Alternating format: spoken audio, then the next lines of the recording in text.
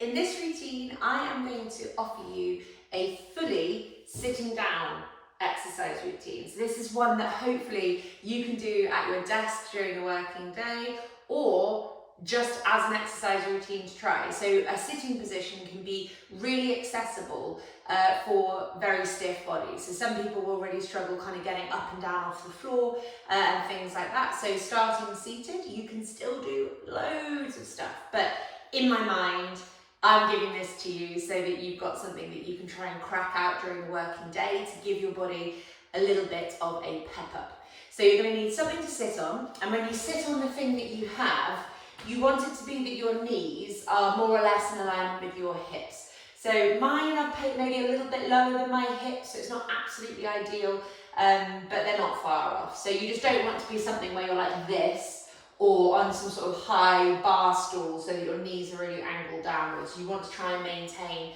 90 degrees at the hips, 90 degrees at the knees, and 90 degrees at the ankles. So something to sit on, and you're also going to need a yoga block, and you're going to need a yoga strap, not a resistance band. I say it all the time, but yet still so many people that I see in my classes only have resistance bands, so get a yoga strap, it's only a few pounds. We're going to start off with sitting arm circles with a pillow. So this is where our yoga block comes in, or similar object. Putting it the medium way around in between my knees. I am tilting my pelvis slightly forwards, so I'm not allowing my pelvis to rock backwards. You can see here how that makes my whole spine into a bit of a C shape. The pelvis tilts forwards, not just my rib cage flaring up. So I'm not moving my rib cage, I'm moving my pelvis over the heads of the femurs. My knees are tracking in alignment with my hips, aided by the block. My ankles are directly underneath my knees, so they're not too close, not too far away. And I'm making sure that my toes are not twisted out to the side. So I'm keeping my ankles kind of where they are and pivoting the feet inwards so that they are parallel with one another. We're going to come to our golfer's grip. So if you haven't done or heard of golfer's grip before, have a little look on my YouTube elsewhere for a run through for it.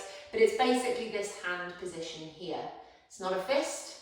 It's definitely not weak, floppy hands. We're keeping the fingers tucked up under that first knuckle like so, and the thumbs extended. So watch that you're not bending at the base of the knuckles.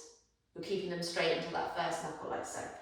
So I'm going to move myself along my chair slightly so I've got enough room for my arms. My pelvis tilts forwards and stays that way. I'm pulling my shoulders back and down behind me, but that doesn't mean I'm puffing my rib cage up, which is something that I definitely have a tendency to do. I'm going to maintain a gentle squeeze into the block with my knees, and that's going to make me wake up my inner thighs and my hip flexors slightly more. Shoulders pull back and down, but the rib cage stays down. It's not flaring up. Really watching out for the rib cage. I'm going to have to move along slightly more. I'm going to take my arms out to the side, and as I lift them, I'm not flaring that rib cage. Rib cage stays down. The shoulders pull back and down away from my ears. My knees are staying tight into the block, tilting forwards through the pelvis. Hands are really, really firm. The arms are locked out. And what we're going to do is we're going to do 40 circles forward like this with both of our arms. The movement is driving from the shoulder and the upper arm. It's not just kind of twisting from the hand or lower arm. So some of you are going to want to keep this portion of your arm completely straight, and you're going to twist and circle from the lower arm, and or you might notice that your head pecs forwards and backwards, which is basically your neck and your lower arm moving, and you're probably people that get neck pain or wrist pain maybe, and what we want to encourage is like the thoracic area, shoulder area, upper arm area to move. So if you notice that when you take your arms up to this kind of shoulder height, that you're doing that rib cage flare, or that your shoulders wind up by your ears, just don't take your hands so high. So you just kind of take the hands a little bit lower, and you might notice then that you've got better control of your shoulder blades. That's better off for you than doing this and the shoulder blades being up here, because this is the shoulder blade exercise. So if you're not controlling your shoulder blades, you're not doing the exercise. Okay, so pelvis tilts forward, squeezing into block, rib cage down, shoulders back and down, 40 circles forward, driving from the upper arms and shoulders. Off we go. 1, 2, 3, 4, 5, 6, 7, 8, 9, 10, 11, 12, 13, 14, 15, 16, 17, 18, 19, 20, 22, 23, 24, 25, 26, 27, 28, 29, 30, 31, 32, 33, 34, 36, 37, 38, 39, 40. We're going to have a little break. We're going to do exactly the same thing, but our hands are going to be facing behind us. So we're changing the rotation of our arms to challenge the shoulder girdle in a new way. Golfer's grip, hands are tight, arms come up, shoulder blades are down, rib cage down, pelvis forward, taking the hands behind, driving the movement from the scapula, the shoulder blades and the upper arms, not just the hands and the wrists and the neck.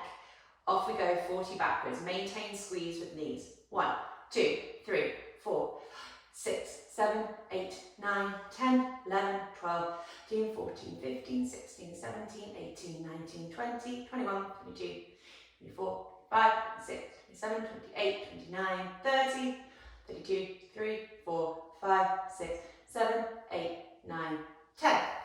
Okay, that's round 1. I'm sorry to say we're doing that again, but we're changing the demand at our hips. So this is where our strap comes in. We're going to slide the strap through our legs like so. Same thing, all the same rules apply, but it's just that you're doing something slightly different with your legs. So feet are parallel, ankles are directly below the knees are straight out of the hips, the pelvis tilts forward and stays there, so we're not rocking the pelvis backwards and forwards.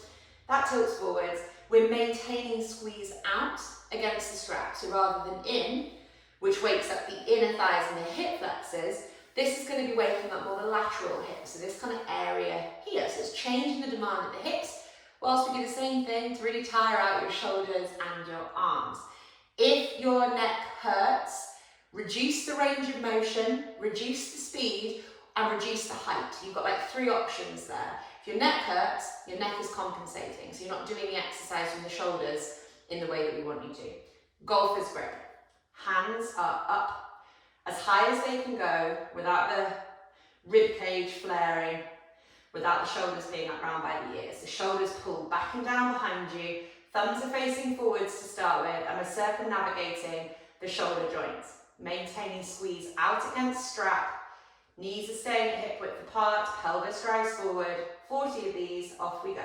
1, 2, 3, 4, 5, 6, 7, 8, 9, 10, 12, 13, 14, 15, 16, 17, 18, 19, 20, 21, 22, 23, 25, 26, 27, 28, 29, 30, 31, 32, 4, 5, 6, 7, 8, 9, 10. Relax them down, give everything a little shake, and we're going to do the same thing, go backwards. Squeeze out against strap, forward through pelvis, arms are up, rib cage is not. Hands are behind, pull back and down through shoulders, driving movement through shoulders and upper arms.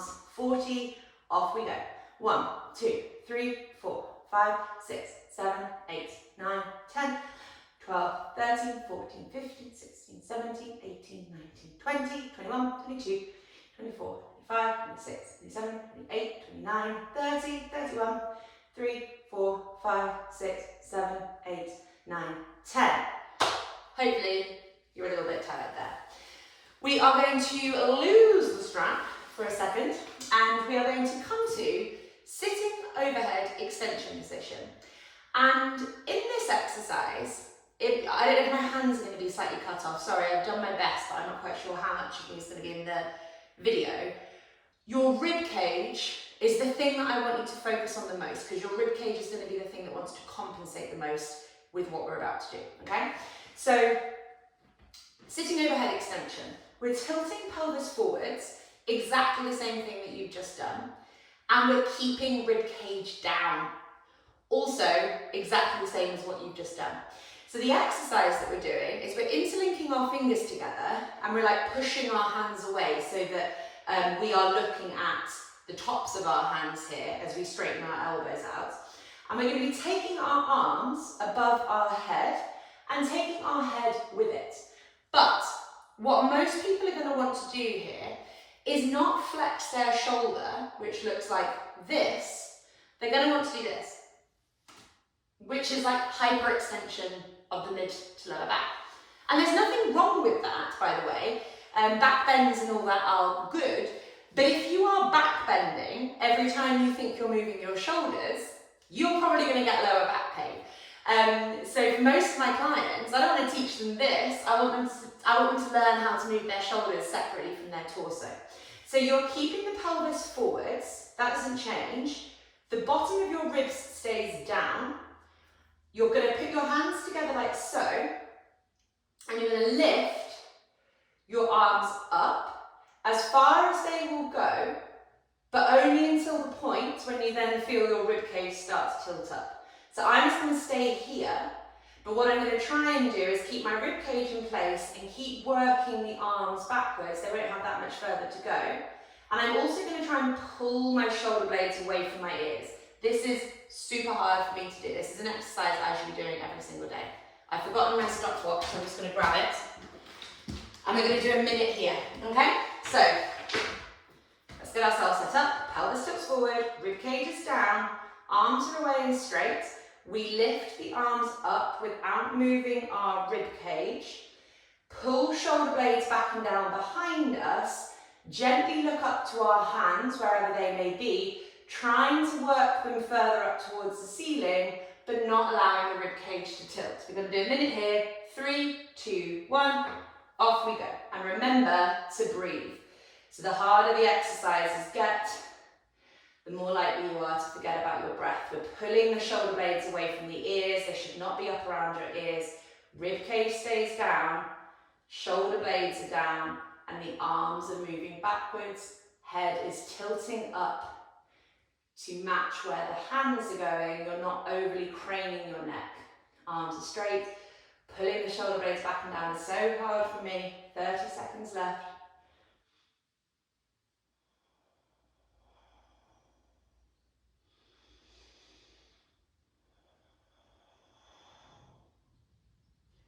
My stomach's rumbling. Just over 10 seconds left. Keep pulling the arms, the shoulder blades back and down, but the arms are extending. And the shoulders are flexing towards the ceiling. Oh, relax. That's your minute done. That's a brilliant exercise. It's a really good de-desker, but just really focusing on that rib cage so we're not going too much into our lower back. So, we're going to do another thoracic exercise before we come down and think more about our feet and ankles. So, you are going to this time do what we call sitting chair twist. So, sitting chair twist. Tilting that pelvis forwards, everything stays the same as what we've already been doing, so I'm not going to go into that in too much detail again. And we're going to twist to one side. And when we do this twist, you can use this rear arm to do a little bit of work. So we're sort of twisting in this kind of way. I don't want you using your front arm, okay? So when we do twists, lots of people try and use this hand to like crank them open. And that's not what I want you to do. I want you to try and use the mid-back and the shoulder of the rear arm. So here, I'm twisting towards the left. My left arm is behind me. And I'm really pulling my shoulder blade, like back and down behind me on that left-hand side, trying to get some engagement here through the mid-back. My right arm isn't doing anything. It's just resting. The pelvis still stays driving forwards. And most importantly, my knees are not coming in the direction of my upper body. So you've got to keep your feet and knees and hips tracking straight ahead as we pepper grind your upper body. So you're not just taking your knees and feet with you, because that's not a thoracic twist, you're just taking your whole body with you. We're getting that twist happening through your kind of mid-back, basically. We're going to do a minute from either side, on either side, sorry. So, planting feet firmly down. We've got that alignment that we've been doing so far. Tilting pelvis forwards, that does not change. We are going to twist to our left-hand side. My left arm's going behind me. You might have a different kind of chair setup, but there's normally a way. My right arm is just gentle here. I am making sure that my knees are staying level with one another and not moving. And I'm really tilting that pelvis forward. I'm starting to feel my left hip flexor wake up. And I'm going to pull my left shoulder blade back and down behind me and wake up that mid-back area. Feeling a little bit crampy. I'm carrying on breathing. My knees and my feet mustn't move.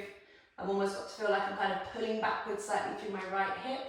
Keep tilting pelvis forwards, noticing how upright my spine is. I'm not like this, okay? Just over 15 seconds left. 15, 10, 5, 4, 3, 2, 1. Good job. We've got the other side as well. So, I'm going to move myself slightly, so I've got a little bit of manoeuvring room. Noticing differences from side to side, so you'll likely find that one way is much more receptive to this exercise than the other. That's okay. You're not going to necessarily change it today, but longer term, that needs to change if you want to have a balanced and pain-free body. So we don't accept differences from side to side long term. We accept them short term, but our long-term goal is to change them. So don't let anyone ever tell you like, oh, it's just the way we're made. Our hips are just different from one another. Our shoulders are different. They are different. They might be different. Most people's are. But that's due to imbalance and habits, not the way that you were born, okay? So we can change them. We change the muscles. Toes, ankles, knees and hips in alignment. Pelvis tilts forward, okay? Knees and feet are not moving as we twist. So we're twisting to the right. You'll probably notice that your knees want to come with you. We're not allowing that to happen. They stay down, they face forward. Your pelvic headlamps, knee headlamps and feet headlamps are facing in that direction. I'm bringing my right arm behind me this time. Left arm is chilling, it's here, but it's not cranking me open. My right arm and my right mid-back is. So I'm like pulling my right shoulder blade back and down behind me and using the kind of my hand and also this bit here to help open up my right hand side a little bit more. My left knee is wanting to come back. So come with me, so I'm pulling it backwards. Tilting pelvis forwards. Okay, 3, 2, 1. Off we go. Knees are straight. Pelvis tilts forward. We're sitting up nice and straight, pulling shoulder blade back and down behind. Remembering our breath, twisting our head. But really watch out for the knees. It will feel completely different if you're controlling whether or not your pelvis is rotating. It'll feel much easier if the pelvis goes along with you. We're not gripping with that left hand, which is what my body wants me to do. But 30 seconds in.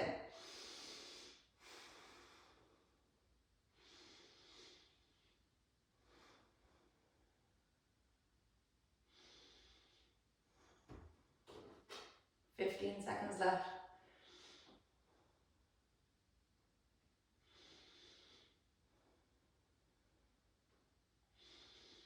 5, 4, 3, 2, 1. Nice. Okay, we've got 2 more exercises left. So we're going to come back to our block in between our knees, and we're putting the block in between our knees, shock horror, and we're going to do some heel raises. So we're going to wake up our feet and our calves and our hips all simultaneously. So what we're going to do is focus on that tilting forwards of the pelvis. You're going to be professionals at this now. You've been doing it the entire time. Toes, ankles, knees and hips are in alignment. The feet are not splayed out to the side. And in this exercise, you are trying to get your ankles as high as you can. That will make sense in a second, but not at the expense of your pelvis. So you might notice that your body wants you to like rock backwards and forwards through your pelvis and your spine like this. We're not doing that. The pelvis and spine is kind of driving forwards almost, as are the feet, but we're not moving through our upper body. It's staying relaxed. So pelvis tilts forwards, rib cage is down. My rib cage always wants to pop up. I'm going to roll my shoulder blades back and down behind me and really focus on trying to pull them away from my ears. So I'm such a shoulder huncher. I'm pulling them back and down. I'm keeping them there, feeling the muscles of the kind of mid to upper back working to hold my shoulder blades in place. Palms are facing up. Maintaining gentle squeeze in the block. And what we're doing is, without tilting our pelvis backwards, we're going to go up into the balls of the feet. So my toes are relaxed. I'm staying grounded through the big toe joint. So I'm not going so high up into my feet like a ballerina on point shoes that the ball of the feet lifts. The ball of the feet stays flat. We're teaching this movement through the big toe joint, which is absolutely critical. So in my opinion, the most important joint in the human body is the big toe joint. And if your big toe joint doesn't move very well or is deformed into like a bunion shape due to shoes and hip dysfunction, then you are going to have problems, because we need to be able to move through our big toe joints, and this is what this exercise is helping with, okay? So pelvis forward, rib cage down, shoulders back and down, hands are relaxed, the pelvis is not moving backwards, toes are on the floor, and we're just gently moving our heels up into what we call plantar flexion. And with control, we're going to lower them back down. The feet are not twisting out to the side, so you're not like rotating around the ball of the foot. You are just moving that ankle up and down. We're going to do 2 sets of 20 of these. So you see what it looks like. We're going to do 20, have a little break, and then do another 20. Try and remember what your upper body is doing. We've got one more exercise after that. Off we go. 1, 2, 3, 4, 5, 6,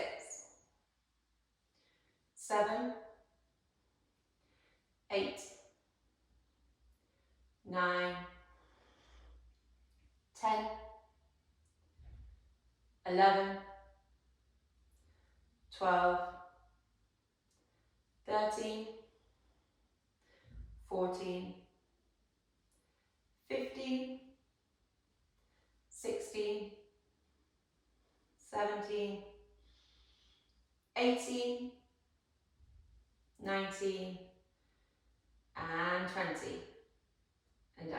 Okay, let's have a little break. Let's shake it off. How are your feet feeling? Does one foot feel like it moves better than the other? Is one calf kind of wobbling and cramping maybe more than the other? Do you feel your hips differently? All these types of things.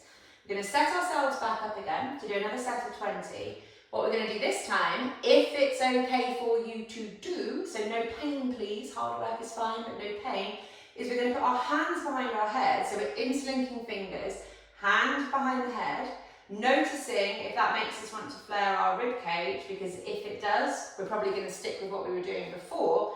But if we can do this, lower ribs stay down, shoulder blades pull back and down away from the ears, neck and head stays relaxed.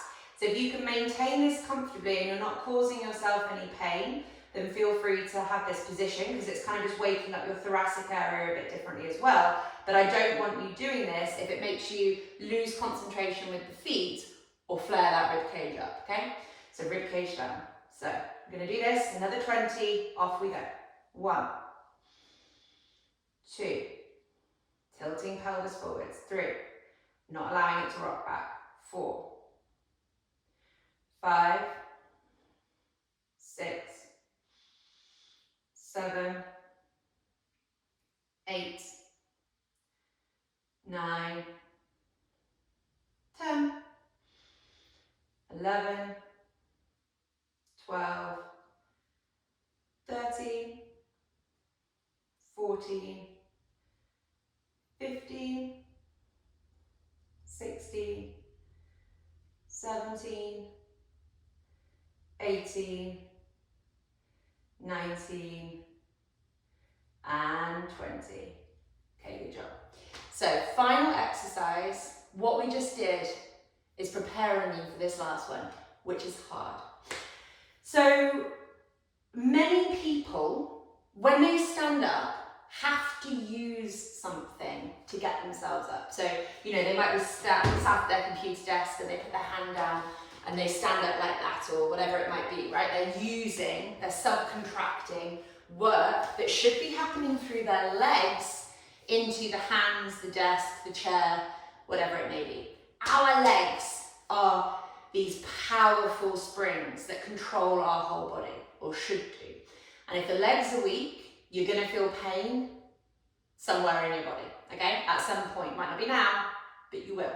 So we have to draw this intended strength back into the legs. And this exercise I'm about to do is an exercise, but it's also a principle that if you're doing this at work, you know, during your working day as a little break, do this. Really try and implement this, because this could be a bit of a, I don't want to say a lifesaver, but this could be a bit of a game changer for you in terms of getting the strength in your legs up. So we want to stop using things to lean on and use the strength of our legs. So, block. in between knees, just like we just did. Hands behind head, if you were doing it like that before. So if you weren't, keep your hands down, it's fine. The hands behind the head will make it a little bit more difficult. And what we're going to do is as much as we can, and this isn't going to be perfect, and I'm definitely not perfect, maintaining squeeze into block, we're going to stand up like this, and slowly, oh, that wasn't very slow, sit our way back down. But what we're trying to do is to move up and down, not forwards and back. So you might notice that you really want to do this, like this, and that's your upper body trying to create this movement to give you the momentum. And that's fine, you know, if you're starting off there, it's better for you to do that than it is to use your hands to push up from, because you're using more muscles this way. But I want you to really think about moving upwards, not forwards. And you're trying to keep your hands level, sorry, your elbows level with your shoulders, shoulder blades back and down, and the shoulders are staying above the pelvis as much as possible. So we're going to do 10 of these as slowly as we can, trying to pull arms and shoulders back and move up rather than forwards. And I said, I'm not perfect, but do your best. Off we go. 1. Slowly lowering back down, trying to keep as upright as we can. 1. 2.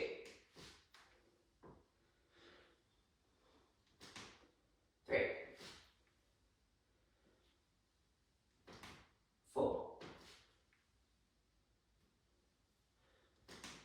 5. 6. Well, I'm getting tired. 7. Okay, we're going to do the last couple really slowly because I feel like I was going a bit faster because I was wanting them to be over. So, shake out, take a deep breath. Hands, elbows in line with ears, shoulders back and down. Trying to keep that rib cage in if we can. I'm terrible at that. Squeezing block, going up, not forwards as much as we can.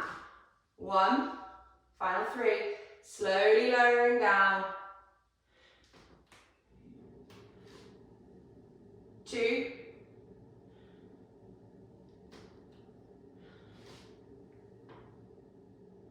and 3. Cool. So that was our sitting routine today. I hope you enjoyed. Gives you some ideas and some stuff that you can work on during your working day, or if you find getting up and down off the floor quite difficult.